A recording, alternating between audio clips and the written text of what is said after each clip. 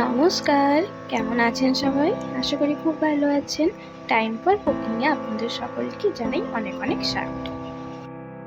আজকে আমরা বানাবো খুবই কম সময়ে ঘরোয়া উপকরণ দিয়ে খুবই সহজভাবে চালের পকোড়া। হ্যাঁ, ঠিক শুনেছেন, চালের পকোড়া। অনেক রকম তো পকোড়া খেয়েছেন, চালের পকোড়া কি কখনো খেয়েছেন? যদি না খেয়ে থাকেন তাহলে বানিয়ে নিন এইভাবে। চলুন দেখে নিই রেসিপিটি। এখানে আমি ভাতের চালটিকে আমি একদিন আগে ভিজিয়ে রেখেছিলাম রাত্রেবেলায়। আপনারা চাইলে 2-3 ঘন্টা আগে ভিজিয়ে রাখলেও হবে। ভিজিয়ে নিয়েছিলাম, তারপর সেই চালটি একটি মিক্সিতে দিয়ে দিলাম। দিয়ে দেবো তার সাথে আদা কুচি, রসুন কুচি আর কাঁচা লঙ্কা, গোটা কাঁচা লঙ্কা দিয়ে তাতে সামান্য পরিমাণে জল দিয়ে ওটা মিক্সিতে ঘুরিয়ে নেবো, একদম পেস্ট করে নেবো।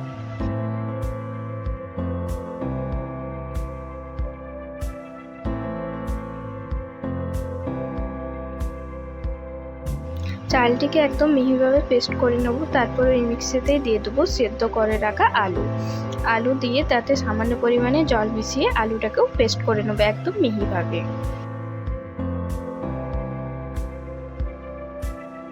এবার আলুর পেস্টটিকে ওই চালের পেস্টের সাথে মিশিয়ে নেব, যে ভালো করে চামচের সাহায্যে বা হাতের সাহায্যেও আমরা মিশিয়ে নিতে পারেন।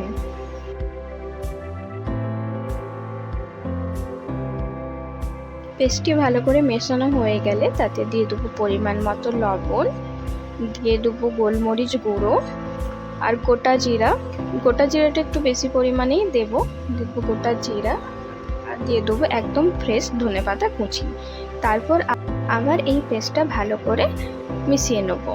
ভালো করে মিশিয়ে নিতে হবে, অনেকক্ষণ ধরে ফেটে ফেটে ভালো করে মিশিয়ে নিতে হবে।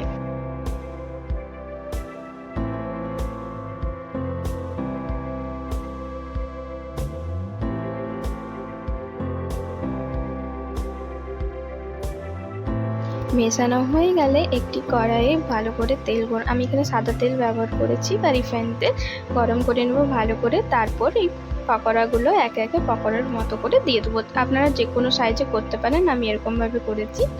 দিয়ে ভালো করে দুদিক লাল লাল করে ভেজে নেবো, ব্যাস তাহলেই তৈরি আমাদের চালের পকোড়া।